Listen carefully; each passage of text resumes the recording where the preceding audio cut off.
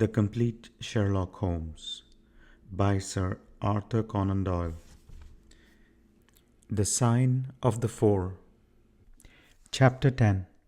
The End of the Islander. Our meal was a merry one. Holmes could talk exceedingly well when he chose, and that night he did choose. He appeared to be in a state of nervous exaltation. I have never known him so brilliant. He spoke on a quick succession of subjects, on miracle plays, on medieval pottery, on Stradivarius violins, on the Buddhism of Ceylon, and on the warships of the future, handling each as though he had made a special study of it. His bright humor marked the reaction from his black depression of the preceding days. Athelney Jones proved to be a sociable soul in his hours of relaxation, and faced his dinner with the air of a bon vivant. For myself, I felt elated at the thought that we were nearing the end of our task, and I caught something of Holmes's gaiety. None of us alluded during dinner to the cause which had brought us together. When the cloth was cleared, Holmes glanced at his watch and filled up 3 glasses with port. "One bumper," said he, "to the success of our little expedition, and now it is high time we were off. Have you a pistol, Watson?" "I have my old service revolver in my desk." "You had best take it, then. It is well to be prepared. I see that the cab is at the door. I ordered it for 6:30. It was a little past 7 before we reached the Westminster Wharf and found our launch awaiting us. Holmes eyed it critically. "Is there anything to mark it as a police boat?" "Yes.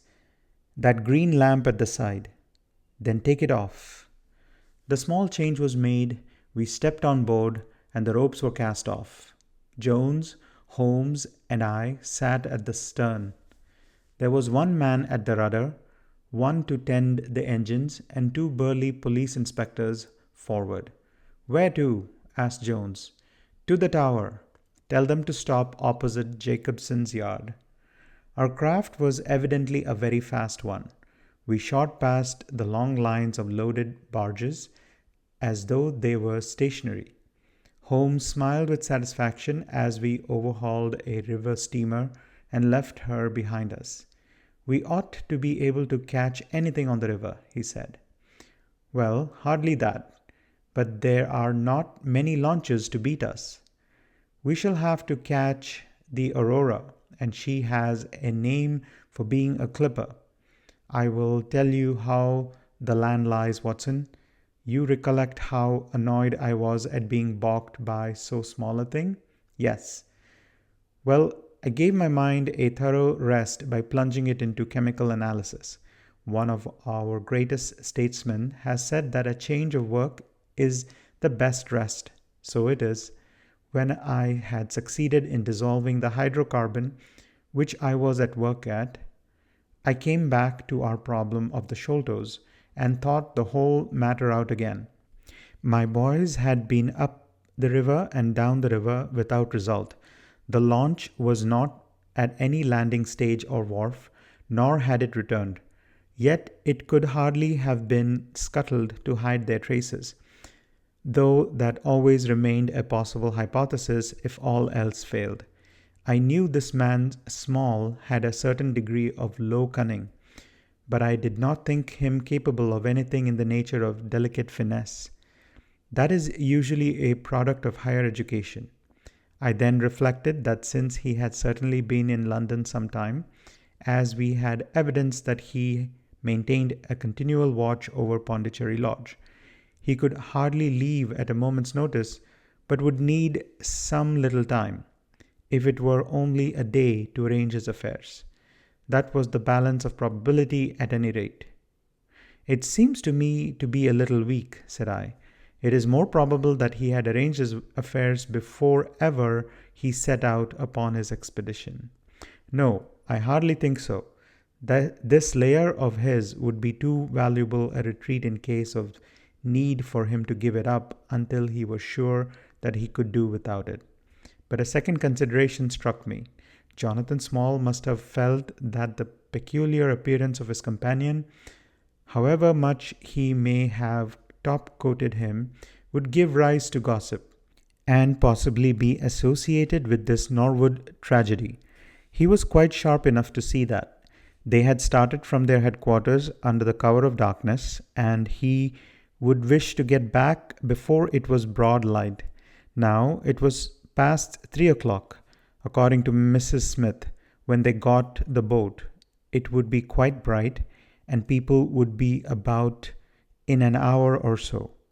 Therefore, I argued they did not get very far. They paid Smith well to hold his tongue, reserved his launch for the final escape, and hurried to their lodgings with the treasure box. In a couple of nights, when they had time to see what the view the papers took, and whether there was any suspicion, they would make their way under the cover of darkness to some ship at Gravesend or in the Downs, where no doubt they had already arranged for passages to America or the colonies. But the launch? They could not have taken that to their lodgings. Quite so. I argued that the launch must be no great way off, in spite of his invisibility. I then put myself in the place of Small and looked at it as a man of his capacity would. He would probably consider that to send back the launch or to keep it at a wharf would make pursuit easy if police did happen to get on his track. How then could he conceal the launch yet have her on hand when he wanted? I wondered what I should do myself if I were in his shoes. I could only think of one way of doing it. I might land the launch over to some boat builder or repairer with directions to make a trifling change in her. She would then be removed to his shed or yard, and so be effectually concealed, while at the same time I could have her at a few hours' notice. That seems simple enough. It is just these very simple things which are extremely liable to be overlooked. However, I determined to act on the idea. I started at once in this harmless seaman's rig and inquired at all the yards down the river. I drew blank at 15, but at the 16th, Jacobson's, I learnt that the Aurora had been handed over to them 2 days ago by a wooden-legged man with some trivial directions as to her rudder. "There ain't naught amiss with her rudder," said the foreman. "There she lies with the red streaks." At that moment, who should come down but Mordecai Smith, the missing owner. He was rather the worse for liquor. I should not, of course, have known him, but he bellowed out his name and the name of his launch. "I want her to-night at 8 o'clock," said he. 8 o'clock sharp, mind, for I have 2 gentlemen who won't be kept waiting. They had evidently paid him well, for he was very flush of money, chucking shillings about to the men. I followed him for some distance, but he subsided into an ale-house, so I went back to the yard, and happening to pick up one of my boys on the way, I stationed him as a sentry over the launch. He is to stand guard at water's edge and wave his handkerchief to us when they start. We shall be lying off in the stream, and it will be a strange thing if we do not take men, treasure, and all. "You have planned it all very neatly, whether they are the right men or not," said Jones. "But if the affair were in my hands, I should have had a body of police in Jacobson's yard and arrested them when they came down. Which would have been never. This man Small is a pretty shrewd fellow. He would send a scout on ahead, and if anything made him suspicious, lie snug for another week. But you might have stuck to Mordecai Smith and so been led to their hiding place," said I. "In that case, I should have wasted my day. I think that there is 100 to 1 against Smith knowing where they live. As long as he has liquor and good pay, Why should he ask questions? They send him messages, what to do? No, I thought over every possible course, and this is the best. While this conversation had been proceeding, we had been shooting the long series of bridges which span the Thames. As we passed the city, the last rays of the sun were gilding the cross upon the summit of St. Paul's. It was twilight before we reached the tower.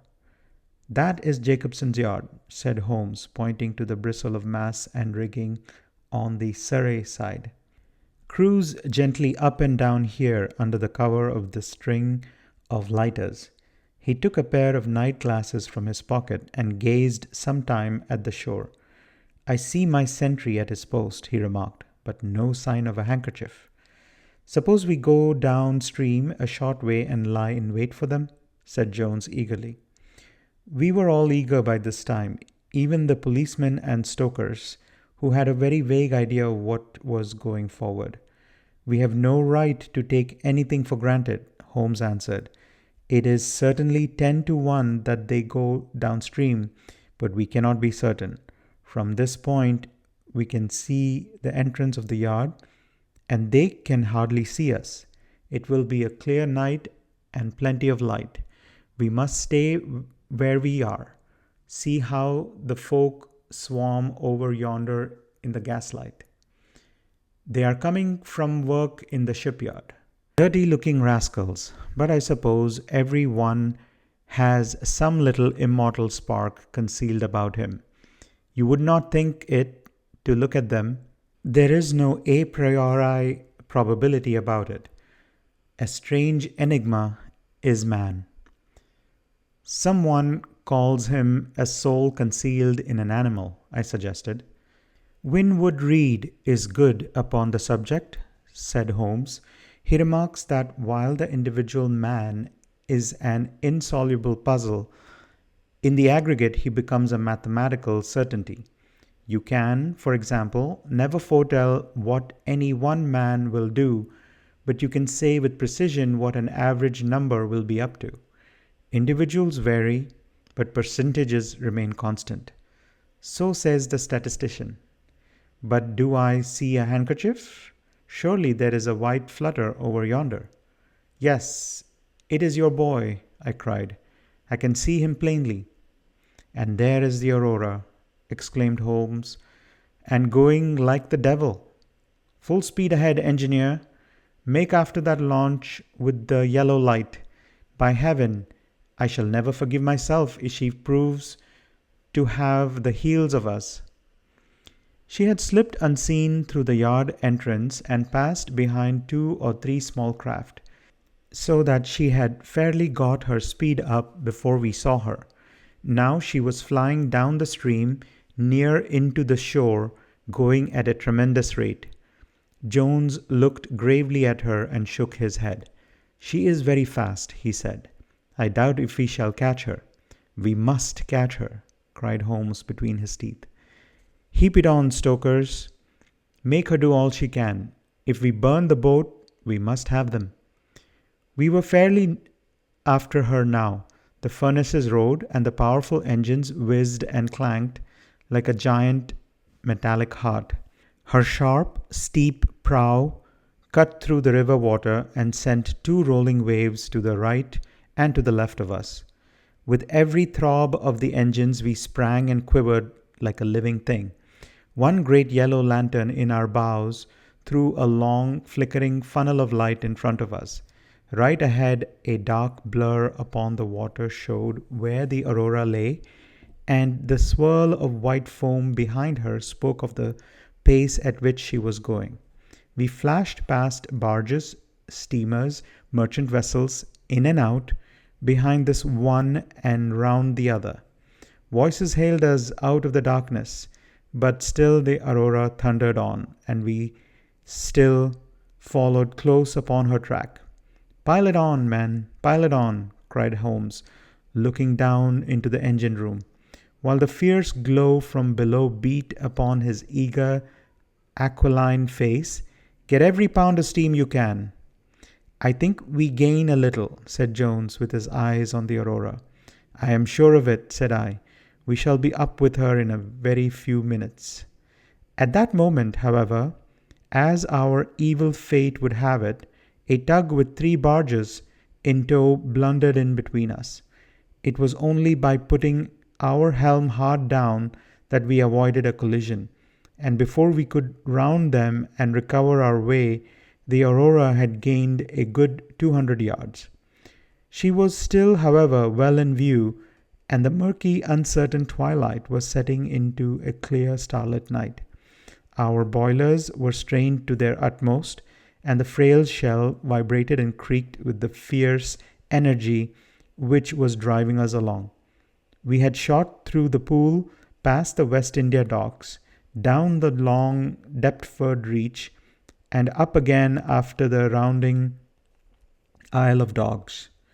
The dull blur in front of us resolved itself now clearly enough into the dainty Aurora. Jones turned our searchlight upon her so that we could plainly see the figures upon the deck. One man sat by the stern, with something black between his knees, over which he stooped. Beside him lay a dark mass which looked like a Newfoundland dog. The boy held the tiller, while against the red glare of the furnace I could see old Smith stripped to the waist and shoveling coals for dear life. They may have had some doubt at first as to whether we were really pursuing them, but now, as we followed every winding and turning which they took, there could no longer be any question about it. At Greenwich, we were about 300 paces behind them. At Blackwall, we could not have been more than 250. I have coursed many creatures in many countries during my checkered career, but never did sport give me such a wild thrill as this mad flying manhunt down the Thames. Steadily we drew in upon them, yard by yard. In the silence of the night we could hear the panting and clanking of their machinery. The man in the stern still crouched upon the deck, and his arms were moving as though he were busy, while every now and then he would look up and measure with a glance the distance which still separated us. Nearer we came and nearer. Jones yelled them to stop. We were not more than 4 boats' lengths behind them, both boats flying at a tremendous pace. It was a clear reach of the river, with Barking level up one side and the melancholy Plumstead marshes up on the other. At our hail, the man in the stern sprang up from the deck and shook his 2 clenched fists at us, cursing the while in a high, cracked voice. He was a good-sized, powerful man, and as he stood poising himself with legs astride, I could see that from the thigh downward there was but a wooden stump upon the right side. At the sound of his strident, angry cries, there was movement in the huddled bundle upon the deck.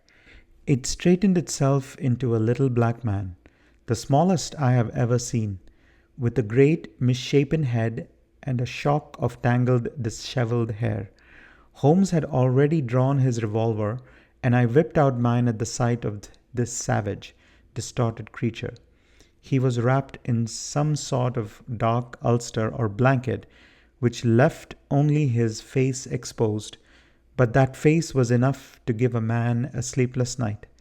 Never have I seen features so deeply marked with all bestiality and cruelty. His small eyes glowed and burned with a somber light, and his thick lips were writhed back from his teeth, which grinned and chattered at us with a half-animal fury. "Fire if he raises his hand," said Holmes quietly. We were within a boat's length by this time, and almost within touch of our quarry. I can see the 2 of them now as they stood, the white man with his legs far apart, shrieking out curses, and the unhallowed dwarf with his hideous face and his strong yellow teeth gnashing at us in the light of our lantern. It was well that we had so clear a view of him. Even as we looked, he plucked out from under his covering a short, round piece of wood, like a school ruler, and clapped it to his lips. Our pistols rang out together. He whirled round, threw up his arms, and with a kind of choking cough, fell sideways into the stream. I caught one glimpse of his venomous, menacing eyes amid the white swirl of the waters. At the same moment, the wooden-legged man threw himself upon the rudder and put it hard down, so that his boat made straight in for the southern bank, while we shot past her stern, only clearing her by a few feet. We were round after her in an instant, but she was already nearly at the bank. It was a wild and desolate place, where the moon glimmered upon a wide expanse of marshland, with pools of stagnant water and beds of decaying vegetation. The launch, with a dull thud, ran up the mud bank, with her bow in the air and her stern flush with the water. The fugitive sprang out, but his stump instantly sank its whole length into the sodden soil. In vain he struggled and writhed. Not one step could he possibly take either forwards or backwards. He yelled in impotent rage and kicked frantically into the mud with his other foot, but his struggles only bored his wooden pin the deeper into the sticky bank. When we brought our launch alongside, he was so firmly anchored that it was only by throwing the end of a rope over his shoulders that we were able to haul him out and to drag him like some evil fish over our side. The two Smiths, father and son, sat sullenly in their launch, but came aboard meekly when commanded. The Aurora herself we hauled off and made fast to our stern. A solid iron chest of Indian workmanship stood upon the deck. This, there could be no question, was the same that had contained the ill-omened treasure of the Sholtos. There was no key, but it was of considerable weight, so we transferred it carefully to our own little cabin. As we steamed slowly upstream again, we flashed our searchlight in every direction, but there was no sign of the islander. Somewhere in the dark ooze at the bottom of the Thames lie the bones of that strange visitor to our shores. "See here," said Holmes, pointing to the wooden hatchway. We were hardly quick enough with our pistols. There, sure enough, just behind where we had been standing, stuck one of those murderous darts which we knew so well. It must have whizzed between us at the instant that we fired. Holmes smiled at it and shrugged his shoulders in his easy fashion, but I confess that it turned me sick to think of the horrible death which had passed so close to us that night. End of chapter 10.